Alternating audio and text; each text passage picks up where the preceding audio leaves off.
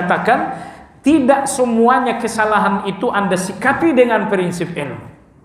Istri Anda salah, anak Anda salah, lingkungan Anda salah, Anda sikapi dengan prinsip ilmu, Anda akan korban dengan itu semuanya.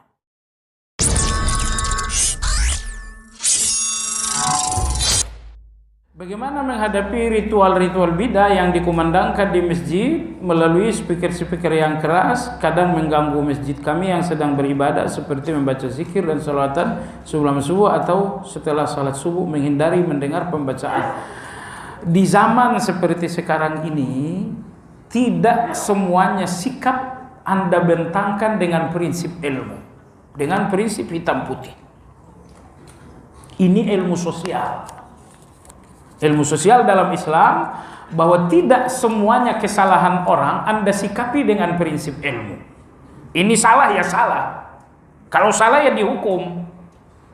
Tidak selamanya kesalahan di depan mata Anda, baik kesalahan dalam lingkungan atau kesalahan dalam keluarga, tidak selamanya Anda sikapi dengan prinsip ilmu, hitam putih.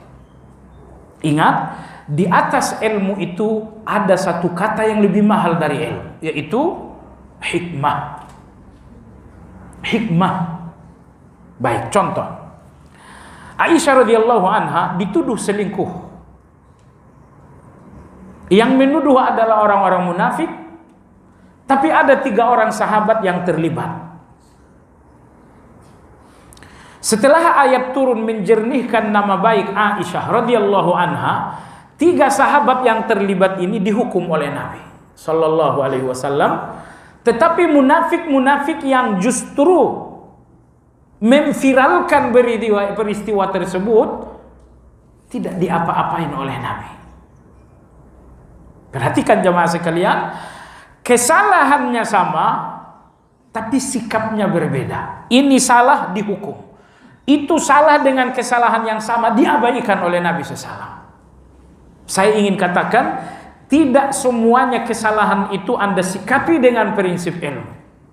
Istri Anda salah, anak Anda salah, lingkungan Anda salah, Anda sikapi dengan prinsip ilmu, Anda akan korban dengan itu semuanya. Agama mengatakan, sikapi bukan dengan ilmu, tapi sikapi dengan hikmah. Sikapi dengan hikmah. Apa yang dimaksud dengan hikmah? Nanti di sini akan ada pembahasan tentang hikmah. Rukun hikmah itu ada 3, tapi nanti sajalah. Globalnya saya katakan, satu kebaikan dengan efek yang baik itu kebaikan. Tapi satu kebaikan dengan efek yang buruk itu bukan kebaikan. Dalam surat Al-An'am Allah berfirman, wala tasubbul ladzina yad'una min dunillah fayasubbullaha adwan bighairi ilm. Jangan kalian mencela orang kafir, karena mereka akan mencela Allah. Mencela orang kafir, mencela kejahatan, baik atau buruk? Baik atau buruk? Anda gak ada bubur pagi sini, jadi melempem begini. Mencela orang, mencela kejahatan, orang jahat, baik atau buruk? Baik. Tapi kalau kemudian efeknya mereka akan mencela kebaikan, buruk. Inilah hikmah. Satu kebaikan dengan efek yang buruk bukan kebaikan lagi. Orang-orang yang melakukan bid'ah, mencela mereka kebaikan atau keburukan? Kebaikan. Tapi kalau ternyata efeknya buruk, kebaikan atau keburukan? Di lapangan dakwah sering kita mencela, tapi dengan efek yang buruk. Saya kira Anda masih ingat, baru-baru ini sebuah masjid di Madura ditutup oleh Pemda setempat. Gara-gara seseorang yang mencela ritual bid'ah melalui khutbah Jumat. Khutbah Jumat semua orang datang, habis-habisan bicara bid'ah. Akhirnya orang sekarang semua orang bawa begini. Oh, begitu agak sensitif langsung di video. Barangkali Anda bahagia, oh saya bakal viral di video banyak orang. Ternyata bakal dipotong-potong. Jadi saya cuma ingin katakan jamaah sekalian, celak keburukan itu, tapi pastikan bahwa efeknya adalah baik. Nah begitu juga dengan pertanyaan tadi. Iya betul, saya pernah dalam satu masjid. Memang masjid sebelah sengaja menghadapkan mikrofon ke masjid kita. Sengaja, setan ini bagaimana? Kata mereka memang mereka sengaja Ustaz. Kita udah pernah sampaikan. Tolonglah dikecilkan speaker ini dulu. Enggak, mereka tidak mau, ini sengaja kata mereka. Maka hati-hati milih DKM juga. DKM yang akan memecah, jangan. DKM yang menyatukan, iya. Cuman kalau orang sudah salah seperti itu, Anda nggak boleh terpancing. Terpancing dengan kesalahan adalah kesalahan. Allah berfirman dalam Al-Quran, wa a'rid 'anil jahilin. Abaikan segala kebodohan. Nah, jadi saya katakan, Anda yang terganggu, silahkan lakukan mediasi, bicara baik-baik. Pak, gimana kalau saat zikir jamaah itu speakernya speaker dalam, bagaimana Pak? Ajak ngopi, ajak makan dulu, baru sampaikan. Jangan datang dengan wajah tembok, gitu kan? Anda datang dengan wajah tempur. Ini bisa nggak speakernya speaker dalam? Mereka menyikapi wajah Anda 70%, 30% menyikapi pernyataan Anda. Jadi tidak ramah saja, ajak makan, ajak ngopi. Gimana? Saya punya masukan. Speaker masjid kamu, speaker dalam aja. Kecuali azan. Kalau nyanyi-nyanyi, kalau zikir jamaah, speaker dalam saja bagaimana? Setuju enggak? Saya kira kalau Anda yang traktir pasti setuju. Tapi kalau dia yang traktir, dia enggak setuju. Jadi nomor satu, lakukan mediasi dengan baik. Kalau mediasi dengan baik enggak berhasil, tugas Anda adalah yang kedua, sabar.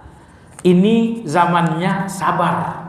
Nabi SAW bersabda, fa inna wara'akum ayyamas sabar. Di belakang kalian ada hari-hari sabar. Ada salah satu jamaah di musala kami yang bacaan sirnya kedengaran dan agak mengganggu. Apa yang harus Anda lakukan? Sama dengan yang pertama tadi. Pertama, kalau di majelis ini ada orang yang dalam bahas salat jaha, salat sir, bacaannya terdengar, itu perlu Anda perbaiki. Itu perlu Anda perbaiki. Kalau sampai Anda bacaan Anda mengganggu orang lain, itu bisa membatalkan pahala Anda.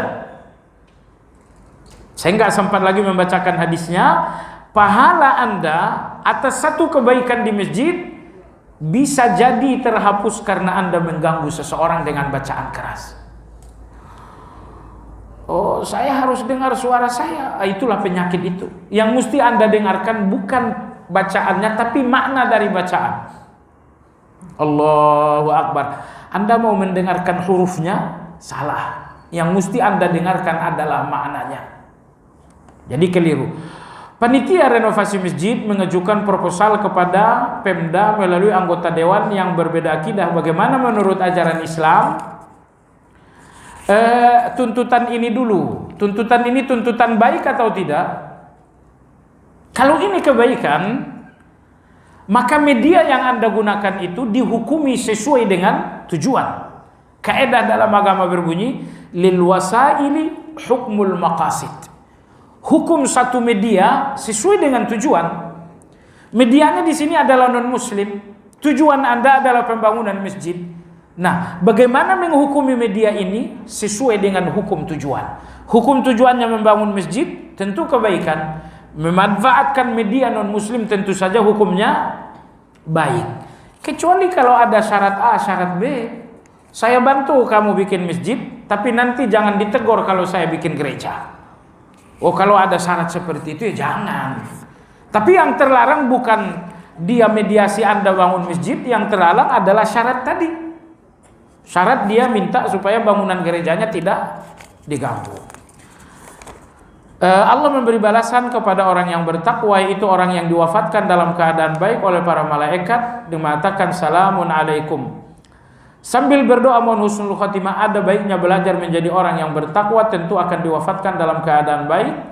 Iya, alladzina, surat An-Nahl ayat 31-32, betul. Alladzina tatawaffahumul malaika, orang yang wafat dalam keadaan baik, sehingga malaikat mengatakan salamun alaikum, selamat. Ini himbauan saja. Allah barik fiik, jazakallahu khairah. Teman saya berpendapat bahwa wanita yang haid wajib mengganti salatnya yang dimaksud.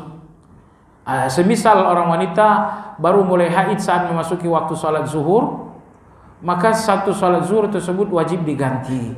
Mohon izin penjelasan. Gini, kalau seorang perempuan haid setelah masuk waktu zuhur, zuhur jam 12, anggaplah jam 12, jam 12:05, wanita ini haid. Tentu dalam keadaan haid dia nggak boleh salat zuhur. Tapi setelah dia suci, apakah zuhur ini wajib diganti? Jawabannya jamaah sekalian, kalau salat zuhur telah mendapatkan waktu yang cukup untuk satu rakaat, tiba-tiba haid, maka nanti setelah suci salat zuhur itu wajib diganti. Ya. Tapi kalau misalnya waktu zuhur masuk baru 1 menit, itu sudah cukup satu rakaat belum? Belum. Kalau begitu nanti setelah suci tidak perlu diganti. Anda mendapatkan waktu tapi belum cukup untuk satu rakaat. Belum cukup untuk satu rakaat. Ini nomor satu. Yang kedua, ini juga sangat penting. Apabila seorang wanita bersih di akhir waktu. Kapan akhir waktu zuhur? Zuhur berakhir misalnya jam 3:30. Anggap, atau jam 3 ajalah berakhir. Ini misal saja. Kapan wanita ini bersih? Oh, dia bersih jam 3 kurang 1 menit. Itu cukup gak untuk satu rakaat? Tidak cukup. Maka zuhur ini gak perlu diganti. Tapi kalau misalnya wanita tersebut bersih 5 menit sebelum masuk waktu asar, artinya perempuan ini ketemu waktu zuhur 5 menit.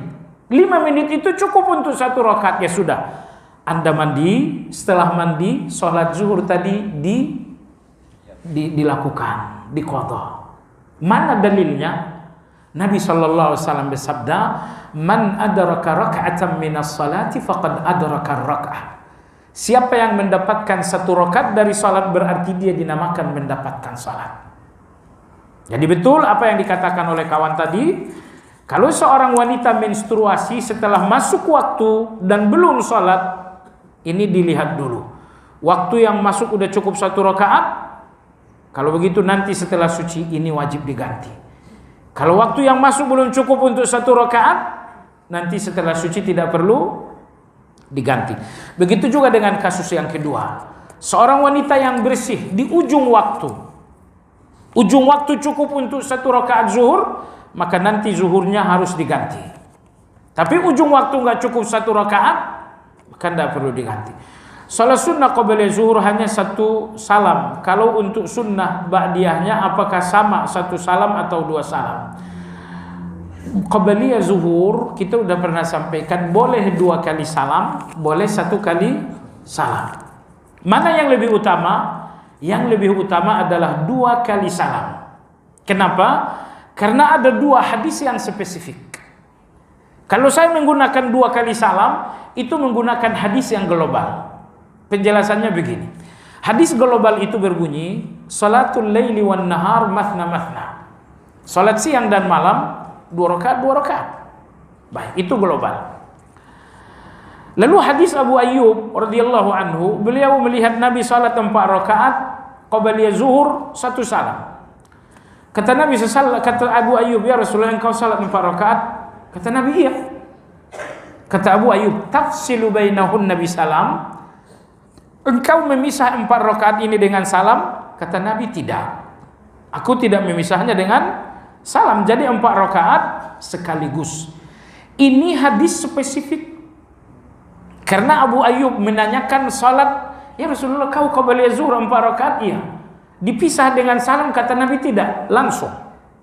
Hadis seperti ini ada 2. Berdasarkan hadis ini, Imam Syaukani dalam kitab Nailul Autar mengatakan qabliyah zuhur lebih utama 1 kali salam, 4 rakaat 1 kali salam. Lebih utama. Persoalannya lebih utama. Artinya kalau Anda memilih 2 kali salam boleh atau tidak? Boleh, tapi hanya persoalan lebih utama. Dalam Al-Quran jelas disebutkan jika kamu bersyukur maka Allah akan menambah nikmat seorang hamba, tapi jika dia kufur maka sungguhnya azab Allah sangat pedih. Namun dalam prakteknya seorang mukmin yang selalu bersyukur, kenapa tetap lambat laun akan hilang nikmatnya sekan dia kufur terhadap nikmat yang Allah berikan? Enggak ada. Berarti ayat tadi dusta. Kalau ayat tadi kebenaran berarti praktek ini dusta. Faham maksud saya? Kan Allah berfirman dalam surat Ibrahim, kalian bersyukur nikmat bertambah. Kalau kalian kufur, azab Allah sangat pedih. Itu ayatnya. Ayat ini kebenaran, jelas kebenaran. Lalu di lapangan ada orang yang kufur, ternyata nikmatnya semakin banyak. Dan ada orang yang bersyukur, ternyata semakin miskin. Enggak betul. Persoalannya cuma 2 ayat ini benar atau praktek ini salah. Iya. Sebab kalau Anda katakan praktek ini benar berarti ayat itu salah. Yang betul praktek tadi itu enggak benar. Analisa Anda insya Allah keliru. Analisa Anda insya Allah keliru. Oh, buktinya non muslim si fulan kekayaannya makin menjadi-jadi. Tidak selamanya kekayaan itu menjadi-jadi karena syukur dalam Islam. Boleh jadi si non muslim ini selalu membantu orang-orang miskin. Selalu membantu orang-orang miskin. Saya tahu ada seorang non muslim itu kalau sudah masuk lebaran haji selalu beli sapi minimal 15 sapi. Itu dibagi-bagi kepada muslim. Tentu kita terima sapi itu bukan sebagai kurban ya, hanya sebagai hadiah biasa aja. Dan non muslim yang sama, subhanallah, itu membagi-bagi uang masa corona kemarin kepada ustadz-ustadz yang sering ceramah di tempat dia. Dia panggil siapa penceramah yang suka datang ke tempat kita, fulan. Kata dia kasih mereka uang segini. Nah, jemaah sekalian, di titik ini dia telah berbuat baik. Nah, kalau kemudian Allah membuat rezekinya berkembang, maka Allah sesungguhnya membalasnya bukan karena dia berbuat baik secara syariat, tapi karena ada muslim yang mendoakan dia. Tentu tidak mendoakan ampunan, karena mendoakan ampunan nggak mungkin, karena dia adalah seorang non muslim. Tapi kalau Anda doakan seorang muslim, ya Allah sembuhkan dia, boleh nggak tuh? Boleh. Yang nggak boleh adalah mendoakan ampunan. Baik. Lantas apa bedanya seorang mukmin yang bersyukur dan yang kufur jika pada akhirnya nikmatnya akan dicabut? Enggak betul itu. Setiap muslim yang bersyukur nikmatnya akan bertambah. Kalau Anda lihat satu praktek yang pincang, berarti sesungguhnya dia bukan bersyukur. Ataupun bersyukur tapi dengan riya. Jadi bukan syukur yang sesungguhnya. Barakallahu fikum, subhanakallahumma wa bihamdika asyhadu an la ilaha illa anta astaghfiruka wa atubu ilaik. Alhamdulillahi rabbil alamin. Assalamualaikum warahmatullahi wabarakatuh.